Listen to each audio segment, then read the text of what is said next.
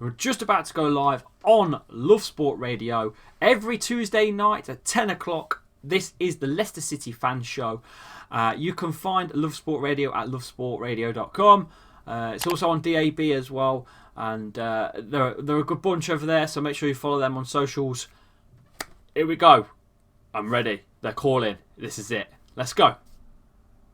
You are listening to the Leicester City Fan Show on Lovesport Radio with me, Charlie Hawkins. The next 30 minutes, everything where the Foxes are concerned, it is the Leicester City Takeover. And talking of Leicester City Takeovers, delighted to be once again joined by Lee Chappie. And this time, Lee Chappie joining us from Leicester Fan TV. Bit of a brand change. Before we get into the games, there was an international break. We can talk about this. Lee, you have changed the branding. It is now Leicester Fan TV. Can you tell us a little bit about that? Yeah, so it's been something in the pipeworks for quite a while. 100% LCFC has been going for probably nearly close to 10 years now on Facebook and social media, Twitter and stuff. And we've also been running LeicesterFanTV.com for quite a long time. And we just thought, you know what, Leicester Fan TV sounds better for a YouTube channel. So that's what we've decided to do, is rebrand all our social medias to Leicester Fan TV. So pretty soon, every single page that we have will be Leicester Fan TV. We've just got the Facebook one left to change. So you can now find us at Leicester Fan TV on Twitter, Instagram, YouTube, and soon Facebook as well. We'll make sure that's across all our social media channels as well. Lee Chappie from Leicester Fan TV. But you're doing really well with the YouTube subscribers as well, you mentioned earlier, Lee. Yeah, we're pushing to 5k now on Leicester Fan TV, so we're doing half decent, really, considering we've only really been pushing it more of recent times with YouTube. Yeah, well, we're delighted to have you and Leicester Fan TV in the Leicester City Takeover. But as we mentioned, no football this weekend, the international break. Lee, I find it boring. I wish the real football's back. It is now back till March. I know you feel similar. We can finally, after this weekend, get into talking about the real games. But Leicester City going into that international break, we never know whether they can carry that momentum. It will only be till next week we can discuss that and look back in hindsight. But you're going into that international break, beating Crystal Palace 2-0, 3 points, clean sheet. Beating Arsenal 2-0, 3 points, a clean sheet. You know, we spoke upon it last week, but you didn't want this international break to come, not just from a fan's point, but for Leicester, because they were hot. Yeah, we are hot, mate. We're four winning streak on the bounce. I didn't want this break, to be honest with you, because it can break momentum, because players play with different players and, you know, travel a bit. So I am a little bit concerned about that, especially against Brighton. We've not got the best record against them. I think there's 5 wins to 4 losses between the two. So there's not a lot between the two on terms of history. But overall, I think right now we're in far better form. I'm excited, mate. Yeah, as you should be. Leicester going well. And you look at that next run of fixtures, you know, Brighton away, Everton at home, Watford at home, Villa away. And no disrespect to those clubs, but the form you are in, the confidence you do have, this is, let's be fair and say it's a favourable run, the next 4 games. And, you know, Brighton, they have beat good sides. Spurs at home, obviously, they've got some results themselves at the minute. But you've got to be looking at these 4 with really big confidence to carry on, you know, this top 4 title push, whatever we decide it is. But is there, Lee, what I wanted to ask really from that, is there a bit of complacency possibly creeping in? Because I've seen from social media, maybe it's not the best place to judge, but I've seen the fans looking at those next 4 fixtures and saying, we should be getting 12 out of 12 there. Is that quite high expectations? Maybe setting themselves up for a little trapdoor fall? Yeah, look, the expectations have been made based on the season. We are second in the Premier League. We're technically right now the second best team in England. You know, that's just how it is. We've won the Premier League. There's a lot of buzz around the city for Leicester at the moment because of the owners and how much money and passion, commitment they've put into the club. I think the expectation's there. I'm going to not turn it on its head, but I would expect a minimum of 9 points out of the 12. Oh, 9 points out of 12. You've given. I expect the minimum. Well, I want to get to that, but before we say about the minimum and how those lofty expectations have changed over the season, you're saying 9 out of 12. Where is that defeat coming from then? Is it Brighton, Everton, Watford or Villa? I think it's going to be either the Brighton game because it's off the international break that we just discussed. It can break players' momentum. I'm unsure about injuries. I know that James Maddison's still not quite there. Clearly, he wasn't picked for England to start again. He was on the bench.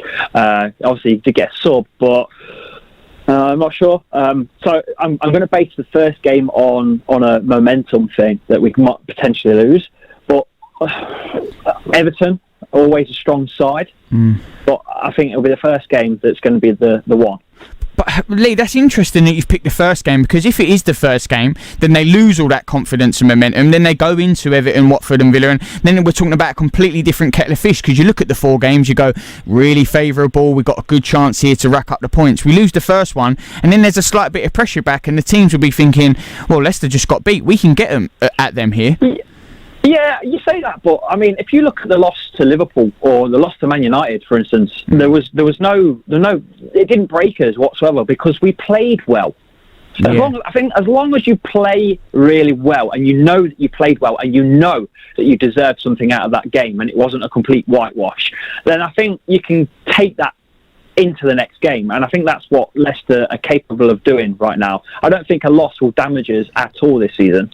Yeah, well, and like you said, it's incredible when you put it like that. Leicester are second in the Premier League. They are currently, as it stands, on form, the second best team in the country. It's quite incredible. We're talking about top 6, top 4, now in that title race, how it has changed. And I want to ask, Lee, what is the general consensus among the Leicester City fans, how it's changed? Because, you know, and when we started this show and at the start of the season, it was top 6, you know, this would be good for us, you know, Leicester's first full season under Brendan Rodgers. Now we're talking about the next run of 4 games, and you there using the word minimum. That's 9 out of 12. That is no, and it's not a bad thing, Lee. You have to have confidence, and why not with the way you're watching your team play football? But do you understand what I mean? The minimum, it's quite a lofty bar that's being raised and being set. Yeah, look, all we need to do is look at the year, right? We're pushing into 2020. If you go back a decade, so with 2009 going into 2010, we'd just come from League One, which was one of our lowest, darkest days, except probably, you know, the Vishai tragedy. League One, as a club, was the lowest part that I've known since I've been around myself. And the Championship, returning to the Championship in 2009-2010 season, you look at that to where we are now, and that's why the expectation's so high, because we are far, far better. We're way beyond anything that we were 10 years ago. We're a worldwide known club now. Yeah, and we weren't back then. It was more of just your East Midlands known club, you know, your local Derby sort of club. Now we're on a platform. We're a worldwide platform. Yeah, the Premier League. We've won it, you know, and that's it. It's truly astonishing, Lee, because you know, as we close out the end of 2019, we begin 2020, and you look at it from a decade perspective. No one really has gone on the journey that Leicester City have. You mentioned it there, League One to Premier League champions, playing in the Champions League. Then the last couple of years rebuilding. Arsenal haven't managed to do that. Man United haven't managed to do that. Now they find themselves maybe in another Premier League title chase. Absolutely incredible the last 10 years for Leicester. But let's just quickly talk about the international break. What have you seen or heard from this international break, Lee? Any sound bites from the manager, the players, how they've been getting on with their respective nations? Have they played much? Any injuries? What has Brendan Rodgers been saying now that the players are joining back up with the camp ahead of the weekend's game to Brighton? Yeah, I believe the press conference is actually due on the Thursday, I believe. So we're going to have to wait until Thursday for really an official update on the players. But that I'm aware of from the social channels and posts and stuff, that there isn't any injuries apart from that James Maddison, you know, niggle. I think that's all we've got to worry about at the moment. Individual players, though, mate, just it's just unbelievable where we are right now. You could look at the club as a whole. We're second in the Premier League, but you could look at the individual players' stats as well. Like Wilfred Ndidi is top of interceptions in the Premier League with 36. Right? If you go to goals, Jamie Vardy's top with 11 goals. You go to the goalkeeping clean sheets, Casper Schmeichel's joint first with Ederson and Henderson. They've got 5 each. You go on any of them, and Leicester will be in the top 3 on any of them. Assists, again, it'll probably be Harvey Barnes, right? Yeah, Harvey Barnes underneath Kevin De Bruyne. Yeah, that's where we're at right now. Leicester are everywhere on stats, everywhere. How much do you pay attention to the stats then, Lee? Because it's really interesting. Talking on another show, we're talking about how much stats play a part. People were criticising Tyrone Mings' performance for England against Kosovo, but he smashed the stats, and sometimes the stats don't paint the whole picture. I think when we're talking about your likes of Vardy, Maddison, Barnes, Schmeichel, they do this season. It's clear for all to see. But you as a fan and from a Leicester perspective, how much do you think stats play a part in modern football? They are modern football, aren't they? Stats are everything. You can. For instance, what we do, we do podcasts, we do shows, we do social media posts all day, and it's all based on stats and performances by these players. Because at the end of the day, it's a 90-minute game of football. There's only so much you can talk about that you've seen on the pitch. But when you get given all these statistics afterwards, you can break the game down even further. Yeah. And compare players with different teams, and that's when you start seeing different abilities coming through, and youngsters. You're comparing like you say, Abraham for Chelsea. It is insane. The stats for some of these youngsters you wouldn't really look at if they weren't there. You just wouldn't notice it. You won't notice them. Lee, do you think from maybe a negative standpoint of a stat, when we hear sometimes pundits or, fans like us, we talk and we say, Leicester haven't won at this ground in 6 visits, or we haven't beaten them in 4 years or 13 matches, and then this starts to play on the player's mind, Do you ever think that creeps into it? Because we hear all the stats, negative and positive. Yep, 100%. There is still there's definitely a factor to a past history stat. I mean, you've only got to look at Leicester this season, how well we've played all season. You look at our historical stats with playing at Old Trafford. It's very, very poor. I think we've got 2 wins. Well, I think we've already spoke about this before. We went to Old Trafford, and yet again, we walk away with nothing. I don't know what it is. It definitely is the negative stats. They play into that psyche, don't they? A player's mentality. Maybe that is the next step for Leicester. It's a really interesting one with stats. I think we should, on another show, come back to it. But it is Brighton on the weekend, Lee. What is your score prediction? I'm going to go with Ricardo Pereira to smash it down the wings, and because he's phenomenal. He's my favourite player at the minute for Leicester. He is literally my favourite player for Leicester. I think that guy's above any of the big boys in the Premier League. If he'll go in anywhere, leaving Leicester, go somewhere like Real Madrid. I swear he's that good. But that's me rambling on.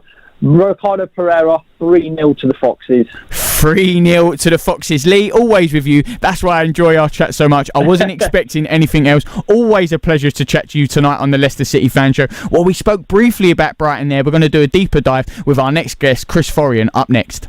Love Sport. And there you go. That's how you do a radio interview. You wing it. You completely wing it. You get the stats out in front of you. You read them as you go, and bang, that's how you do it. I hope you guys enjoyed that. I love doing the radio fan show with Love Sport Radio myself. Right. Make sure you follow us all on socials, and make sure you listen to Love Sport Radio. It's a good show. I can imagine some of you boys that like your podcasts and stuff. Just go and listen to it. Hit the subscribe button. Follow us at Leicester Fan TV. See you on the next one.